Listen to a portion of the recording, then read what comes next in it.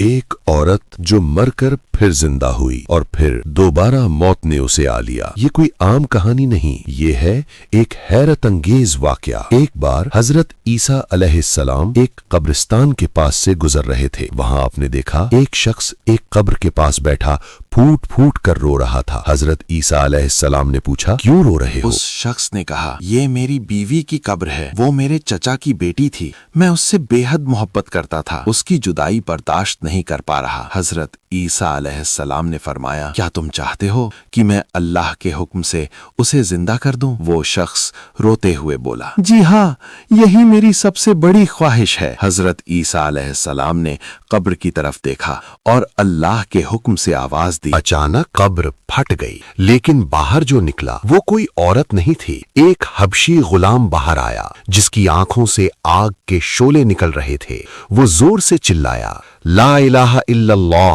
حضرت عیسیٰ علیہ السلام نے دعا کی اور آگ بجھ گئی۔ وہ شخص گھبرا کر بولا، معاف کیجئے، یہ میری بیوی کی قبر نہیں تھی۔ حضرت عیسیٰ علیہ السلام نے فرمایا، واپس جاؤ۔ اور وہ غلام پھر سے قبر میں چلا گیا۔ پھر آپ نے دوسری قبر کو آواز دی۔ اس بار ایک حسین عورت باہر نکلی۔ شخص خوشی سے چلا اٹھا۔ دونوں بے حد خوش تھے۔ کچھ دیر بعد وہ شخص وہیں سو گیا۔ اسی دوران وہاں سے ایک شہزادہ گزرا۔ اس کی نظر اس عورت پر پڑی اور وہ اسے پسند کر بیٹھا۔ عورت نے بھی شہزادے کو پسند کر لیا اور اس کے ساتھ چلی گئی۔ جب شخص کی آنکھ کھلی تو اس کی بیوی غائب تھی۔ ڈھونڈتے ڈھونڈتے وہ شہزادے کے محل پہنچ گیا۔ وہاں بولا، یہ میری بیوی ہے، لیکن عورت نے کہا، میں شہزادے کی لونڈی ہوں۔ اتفاق سے حضرت عیسیٰ علیہ السلام بھی وہاں تشریف لے آئے۔ آپ نے پوچھا، کیا تم وہی عورت نہیں جسے میں نے زندہ کیا تھا؟ عورت نے انکار کر دیا۔ تب حضرت عیسیٰ علیہ السلام نے فرمایا، اللہ کے حکم سے جو جان تمہیں ملی تھی اسے واپس کر دو۔ اور دیکھتے ہی دیکھتے